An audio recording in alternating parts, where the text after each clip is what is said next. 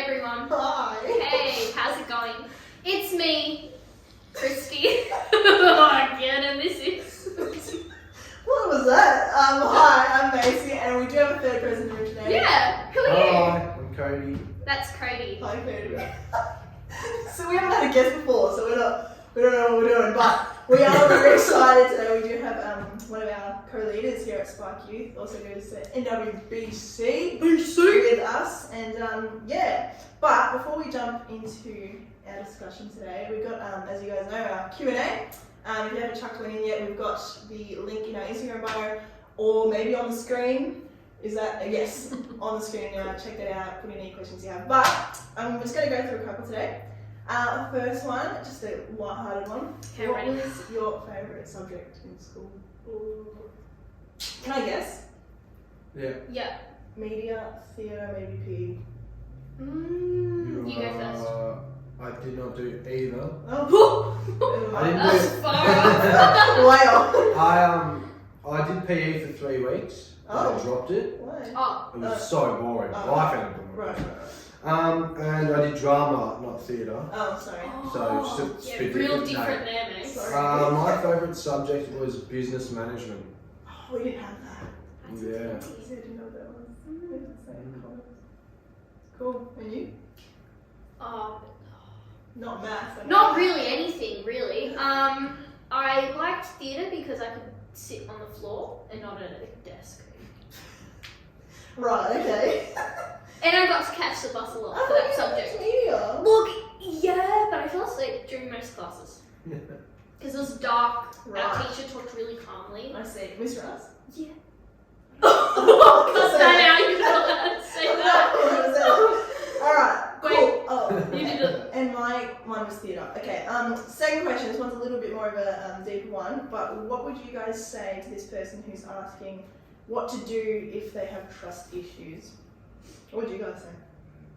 We don't have any more details, so it's a bit of a Do broad you one. wanna go first on that one? No. No, alright, okay. Oh, If someone was having trust issues, I would say turn to God, because He's the one that will never let you down. He's the one that will always have your best interest at heart, and yeah, He has the answers most of the time, not me. But because there's not a lot of context, I think that's just as good as I can give at the moment. But yeah. Yeah, I think as well, obviously, with God things, the most important thing. Mm.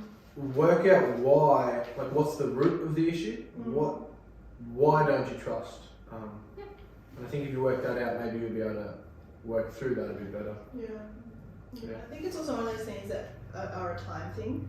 But I think you can kind of facilitate yourself to work through it. Like, I heard this quote the other day, and it was like, you can't change the people around you, but you can change the people around you. And I know I said the same thing twice, but basically what it's saying is like, you can't change what other people do or how they treat you, whatever, but you can change who you keep around you. Yeah. And I think, you're more likely to be able to work on that trust if you surround yourself with trustworthy people or not toxic people and things like that. But to that person, if you want more specific advice, I encourage you to talk to one of us or one of your leaders or anything like that. But cool. I reckon, should we jump into I think so. a discussion? Let's do it.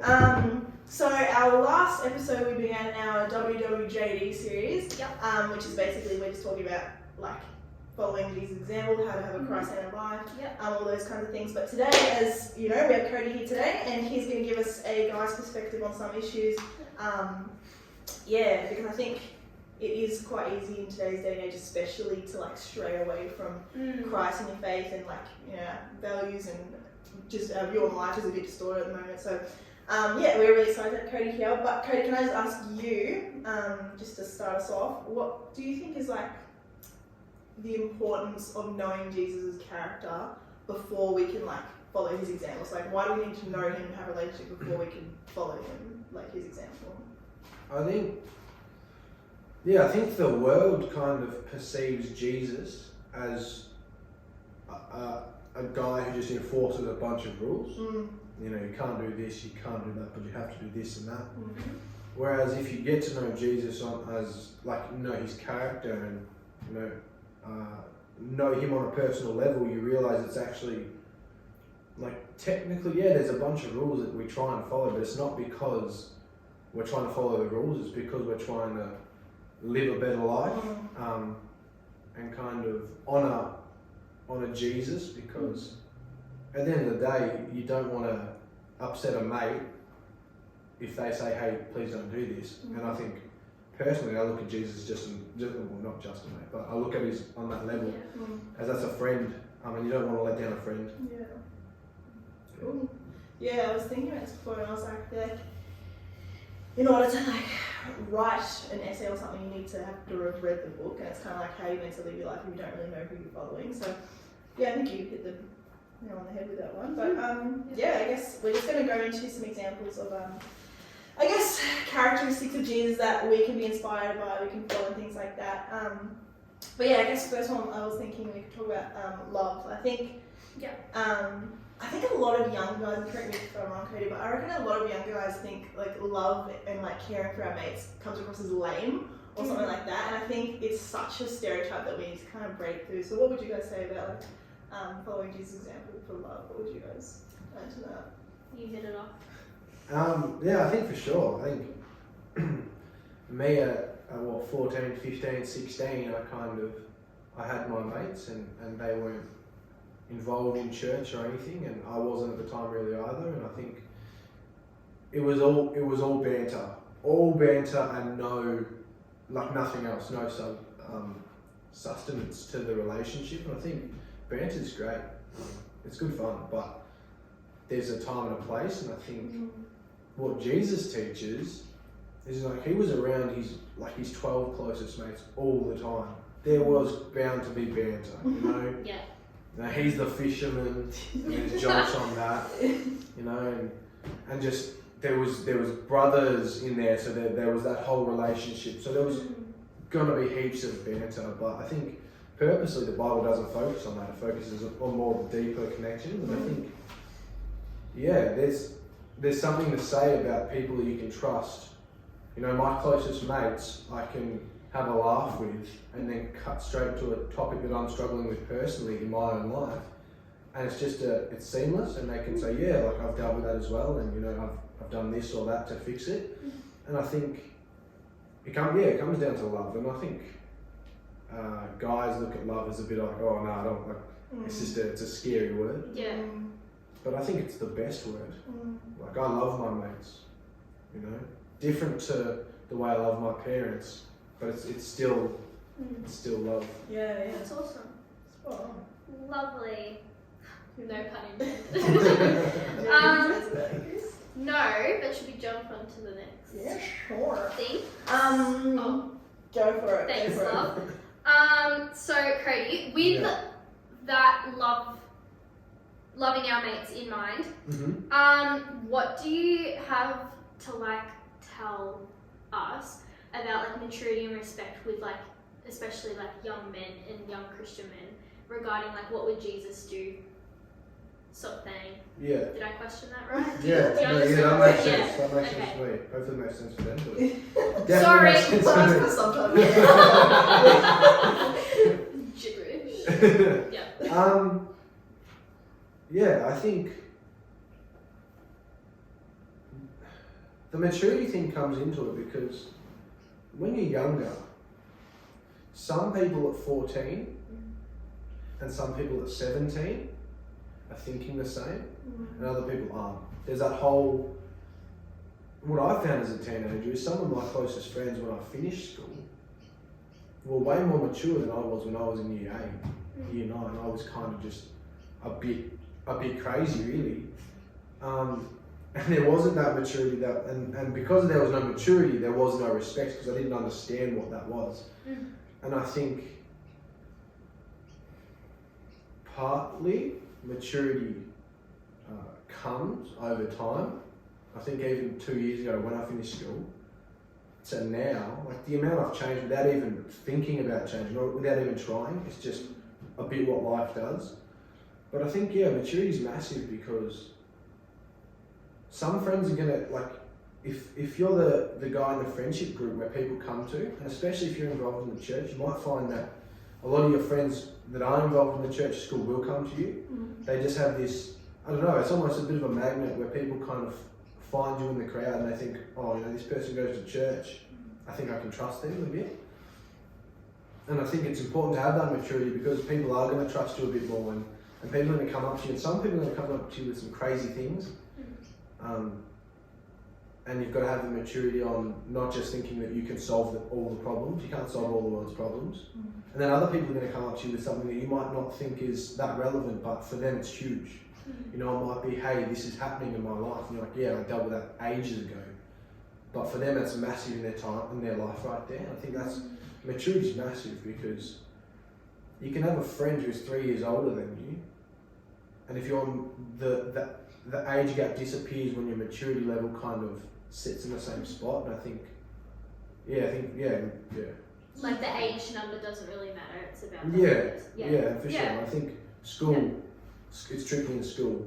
You're in year 8, they're in year 9, they're in year 10. You don't kind of associate. But as soon as I finish school, some of my friends are 3, 4, 5 years older than me, but we relate on a mature level. And a lot to do with the church because we're reading the same things, we're going to the same things, we're learning the same things about ourselves and about who God was and is. And I think, the age gap disappears pretty quickly. But it's all based on the maturity. That's awesome. Thanks. That's all right. Not big problem. You can speak. You can speak, thank you. You're welcome. I think just on that note, I think what you were saying about the age is spot on because I feel like growing up in age doesn't necessarily correlate with your increase in maturity. Like it's about a conscious decision as well as, like you said, time as well. But I think something that I would just say, like, look to Jesus as well because he's a huge role model in regard to like respect and maturity to people around him, regardless of where they came from, how old they were, who they are, things like that. So open your Bible and see what Jesus is like, get to know him, because that will influence your, I guess, maturity level as well. But we'll jump into the next one. Identity. I think having your identity in Christ is something that the church talks about a lot. It's like one of those phrases that we hear all the time. But I feel like in a way it's one of those things that young people kind of, it doesn't click what that actually looks like, what that actually tangibly looks like. So I guess what would you guys say to people that if we're focusing on this, what would Jesus do? How do we have our identity in Christ? What does that look like? How do we achieve that? What would you guys say about that? Well, when I was taught like about identity in Christ, something that I found really helpful was like it's not just one thing that makes up your identity. It's kind of like what are those circle things? Are they? A Venn diagram. Thank you. A Venn diagram sort of thing. And it has like all these different elements in it, and that as a whole makes up your identity. It's not just like your relationship with God makes up your identity. It's your relationship with God, your relationship with your friends, your relationship with like your family, your community, and that sort of thing. So I think that's like an important thing to know. It's not just like, oh, I find my identity in like my schoolwork. It's like a whole, and that within the whole is God. Yeah. Because sorry, go on. That's all right. I think at the end of the day, identity rests majority in something. I heard this thing. You are made up of the 5 people you spend the most time with. So if you took a piece of every person, those 5 people, that's who you are, and they are the 5 people they're closest to. So if you're hanging out with 5 people at school, your best mates, and they are getting into drinking or you know, chasing after girls in a lustful way, it's like, well, pretty soon you're going to be involved in that. If you're a youth group and you're hanging out with your mates, and you might not be with them as long as you are with your schoolmates, but you put more emphasis and effort on them, then you're going to be around the people who are getting into their Bible daily, who are praying, who are having conversations with God daily. And I think, that's massive. And I think that's how the whole identity in Christ comes, because our identities come from our friends and our family, but all our friends and our family are involved, are getting themselves into the Bible daily, then their identity is becoming Christ because one of their 5 closest people is Jesus himself. So I think, it's really, really dependent on who you spend your time with and how you spend that time with them. That's awesome. Well said. It kind of reminds me of that saying being of in the world, not of the world. Like, I think that's a huge one as well. Like, obviously, it's inevitable that we're going to see sin. We're going to commit sin. We're going to be surrounded by it. But as long as that's not becoming part of your identity and you're actually putting up the forefront of, hey, like, I can't avoid it sometimes, but like I can choose how I live my life, what I have my values in, who I surround myself with, and things like that. So That's awesome. okay, we'll go on to the next one. What else? Being a godly man. I've heard this phrase before. I don't know if I'm saying it right, but it's like being a godly man, not a church boy, and it's kind of like talking about how like there's a difference between like kind of living your life, not really thinking about your faith or anything like that, and then like on Christmas you go to church, or like you pray when you're like really going through something really tough. But when you're actually focusing on your faith, you're putting in the effort, you're going, doing the hard yards, you're actually respecting and fearing God and like having that love for Him. It actually like changes who you are back on that identity thing. Like when you're going full steam ahead, I guess trying to grow your faith, I think it's more likely that you're going to become more of a godly person, like godly man or woman, rather than someone who just thinks about it every now and then. But I guess something that I think we should probably talk about for whoever's watching at home, how would you say are some like practical ways that we can achieve becoming a godly man or woman, rather than just someone who thinks about it once every blue moon? Like, what are some practical ways to achieve that? Yeah, just quickly back on that whole being a godly man and not a church boy. I like that idea. I think personally for me, it's something I struggled with my whole life. I've been in church my entire life. I've been at church every Sunday for my entire life. My parents have always been involved. I've always been involved in some aspect, but I've not always taken it seriously. I've always been at church. I've always been the boy at church, but I've never. Well, I hadn't really ever been that godly man, and I think it's exactly it. Like, you're not going to be a godly man if on Sunday you're at church, and even you might be at church, you might be in front of people, you might be on the worship band, you might be doing all the right things and looking right. You dress the way, you speak the way, you act the way. But then on the weekend, you're going to a mate's house and sneaking out at 2 a.m. just for a bit of fun, and at school you're carrying on and giving lip back to the teachers, and at lunchtime you're swearing. And I think a godly man is a man who, when he's by himself and no one is around, he acts the exact same way as if he would if Jesus was literally sitting next to him at the front of church with everyone else watching. And I think, it's a huge thing, especially being a young guy growing up, the testosterone, you're full, you've got all these emotions, you've got all these feelings, you want to try everything, you want to know who you are. And it's so easy to be by yourself and think things, do things, say things.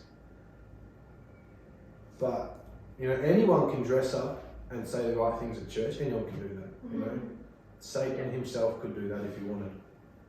It's about what you do when you're alone or with your mates who are the big influence on you. I think, again, everything here comes back to who you're surrounded by. Your mates are the forefront of your teenage life.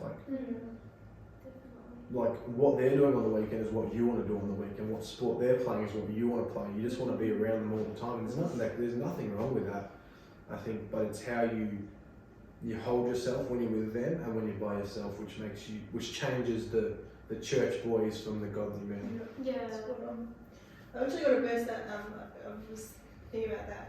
And I've got Proverbs 13:20, which says, "Walk with the wise and become wise, associate with fools and you'll get into trouble," which is pretty much encapsulates exactly what you're talking about. Like the people you surround yourself by, that's who speaks into your life. And I think that's going to influence whether you make worldly decisions or godly decisions, regardless of if those mates are around you at that point in time. But did you want to add anything else to that, or? Not really, because like we've talked about what a godly woman is in our last episode, so not really. But cool. No, that was beautifully said. Yes, well, all right. Should we jump into self-control? I think so. I think that's a big one with the younger generation, young guys. Yeah. And girls. I think, I don't know, I feel like I want to let you guys, or Cody especially, like take that one and then I'll add on at the end. But Sure. Okay. yeah, self-control. Yeah. Self-control. Why What do you do you have to need say about that? I think And why do you need self-control. Thanks. I think self-control was the one I was most keen on speaking about Yeah, awesome. because it is like something I've struggled with a lot in different aspects. Like self-control, really back on that point, is hardest when you're by yourself, when no one is around. Well, you think no one's around at least. And obviously, like I'd be annoyed at myself if I didn't touch on the whole thing of pornography and all that stuff. That I guarantee every boy watching this has a mate who thinks it's cool. It's not cool. It's ridiculous. But every person watching this has a mate who has at least mentioned it to you. Maybe you've never looked into it. Maybe you've never thought about it. But I guarantee you've got a mate who has, and who's probably pressuring you. And that's the whole thing with pornography. Is it's not something you would do with your, like it's not something you would watch with your mates. It's a whole self-control thing. It's that whole thing of I'm by myself now. Do I check out what it is? Do I indulge in that? Or do I realise that they're, like that's someone's, usually speaking, that's usually like, it's as young guys, it's something we watch, we look at women, and that's someone's sister, daughter, sometimes people's mothers. And that's the whole, I can touch on every point here, like maturity and respect. There's no respect there on anyone. There's no respect for yourself. There's no respect for anyone. And yeah, every time it just comes back to that whole self-control. But obviously self-control is huge on everything. On what you eat, on what TV shows you watch. Yeah. On the music you listen to. That was massive for me. I had to cut out so much music because my identity was becoming the music I listened to, that rap, dress cool and walk with a bit of a bounce and. Sorry. That's alright. Go on. And talk back to people. It's cool. I think it sounds awesome. I think rap as a whole is an awesome genre of music, but for me it's something I couldn't continue indulging in, and I had to show that self-control because I was losing myself to, Kanye West just did this, Jay-Z just said that. It's like, okay, but that's not who I want to be. So I think I had to completely change the music I listened to because my identity was becoming them and not God. Yeah. So I think self-control is the last thing I'll touch on with self-control is impossible if it's just yourself doing it. Like if you're just focusing on yourself, and it sounds weird, but that's where like mentors or role models, that's where they come in. And you go, my self-control is struggling with this, so I'm going to tell someone else. I'm going to bring that to the light a bit and say, hey, I'm struggling with this, and I need you to keep me accountable. Like my self-control is going to get me so far, and it does get you so far. It's amazing. It's one of the best characteristics to have. But as well as bringing it to light and saying, hey, maybe it's an older person in your life, a teacher at school, someone in your sports club. Doesn't have to be anyone specific. Just has to be someone that you trust and preferably is walking a Christian life as well. But as soon as you bring something to light, it takes a lot off your actual self. There's still a self-control aspect there, but you don't have to do everything yourself with that. Yeah. That's awesome. You want to add into something? I was going to add, since this whole series is about, following an example and stuff like that, Jesus was tempted. Like, He was in the wilderness and he was tempted, and the enemy had so many things to offer him to kind of, he had so many things to bribe him with. But I think one of the reasons, other than the fact that he's Jesus, but one of the reasons that he stood firm in that is because his desire to fulfill God's plan was greater than his desire to fulfill his own. And I think a big thing about self-control is taking your thoughts captive and, like you said, getting accountability.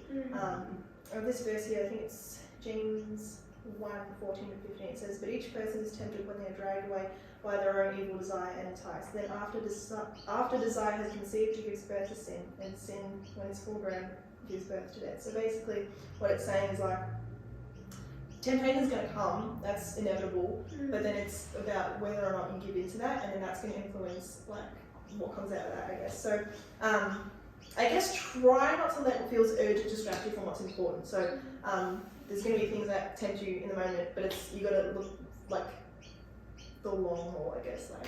How's that going to impact you down the track? Does that honour God? Does that honour you? Or the people around you? But yeah. Anyways, do you want to add anything to that, or? I think we can go on to our last point, which is on a similar note. Yeah. But obedience. Yeah. I think. Yeah. Again, I'll let you guys talk into that, but I guess we're talking about obedience in regard to God, just our faith, not just letting our own desires take over. So, what would you guys want to add to our audience about obedience in our faith? Yeah, I think just as you kind of spoke about a little bit, this is kind of off topic, but it's a massive thing for guys. And I'll draw it back and you'll understand how it makes sense in a second. But the whole, when I was younger, it was being whipped. Now I think it's that simp culture. Oh, you're a simp. It's weekends are for the boys, all this stuff. It's just all these things of, and usually it's in a relationship sense. So let's say I'm in a relationship and my friends want to hang out with me, and I'm like, oh, I've got plans with my partner, and I'm being obedient to her, and their thing is you're a simp, or you're so whipped, or come on man, weekends are, Saturdays are for the boys. It's yeah, but where's the obedience? And I think if you take that out of the whole relationship concept, it's a world, it's everything comes into it. And I think the world looks at Christians who are being obedient to God, are waiting till marriage for stuff, and we're doing all these things that the world just don't care about. They're I want it now, I want it right now. And it's yeah, but there's no obedience there. And they're oh yeah, but you're weak. You're a pushover. You can't actually believe in a guy in the sky. It's no, he's not in the sky, man. He's right here. He's everywhere. But I was watching a comedian the other day, and he was talking about Amazon Prime, and that's the world, it's so true. It's about I want it now. I want to order it online, press go, and it's in my hand. I want it right now. Waiting, express shipping is too slow. 50 years ago, if you wanted to speak to someone, you wrote them a letter, a hand letter. And they came email, and now it's this and this, and it's I want this right now. And that's the world. I want everything right now, but there's no obedience in that. And I think that's, it's a huge thing, especially for young guys. We might want that relationship right now, but we're not ready for that relationship. We might want that car right now, but we're not ready for that car. And that whole thing, it falls into just really random, actually. On the way to this session, I wanted to buy a car. I found another car. I already own a car, and I found another one, and I'm this one's cooler. It's bigger, it's louder, it can do more things. I want it. And I'm but I don't think God wants me to have it. And I'm alright, God, if I see 5 of these cars, which are super common, they're everywhere. If I see 5 of these cars on the way, I'm gonna buy it. I don't even care, I'm gonna buy it.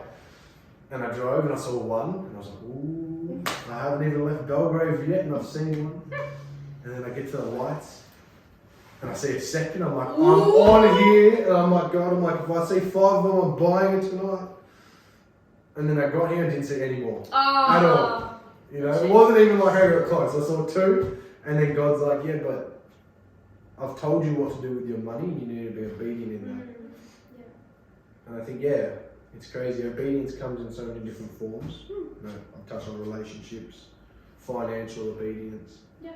But I think, yeah, when boys realise that waiting for the things that maybe our friends are getting straight away, there's a reason we wait, because it makes everything better. It makes everything better. Yeah. That's it. Yeah, I think it's a lot about discipline in that aspect. Sure. I just want to quickly just add one more thing to that whole obedience thing. I think in order to like be able to almost blindly be obedient to God, you kind of like have to trust Him. It's like, why would you be obedient to someone if you don't trust them? And so I think a big part of that is like making that effort to learn more about this faith that you're involved in. Like, you need to actually have a bit of context. So again, I've mentioned it a couple of times, but like, get to know Jesus, pray to Him, open up your Bible, because that's going to make being obedient a whole lot easier, because you know what His plan is almost. Like, obviously we don't know the details, but we know that He has our best intentions at heart, and I think it makes obedience and discipline a little bit more easier. Yeah. For sure. I think that's all of our points, but did you have any other advice that you wanted to give out to any young guys or just young people in general? Last words. Yeah, sure. I think a few things that I've probably touched on a little bit, probably would have enjoyed going into a bit more. I think role models are huge. Yeah, for me that changed the way I looked at life in general, because my role models were always probably big role models in the sense like they were rappers, or they were artists, or they were sporting people. They had all the money, they had all the houses, they had all the cars, they had everything, and they knew what they were doing. And then as soon as I started taking my faith seriously, God kind of switched that 180 degrees, and it was like my role models became Jesus, Peter, these people in the Bible who never owned a house, who never had a paid job since they met Jesus. Like, they got out of the boat and they left. And they left their financial stability, they left a lot of things. And I'm like, okay, so if God hung out with those people, and if God's like, this is how I'm going to live. Like, there's a big thing of like, you're not going to die with, like, your money's not going to heaven with you. Even if it's filled in your casket, the day you pass away, it's going to stay there. Like, it's a worldly thing. And I think, the role models thing, as soon as, they don't have to be famous people. Some of my biggest role models were, my boss at work, my chaplain at school, people that I knew on a personal level, not people that were super well off or super famous, like people that just lived life every day the way they do. And I think, there's a lot to be said about that. Yeah, that's probably it. Nice. Yeah. No.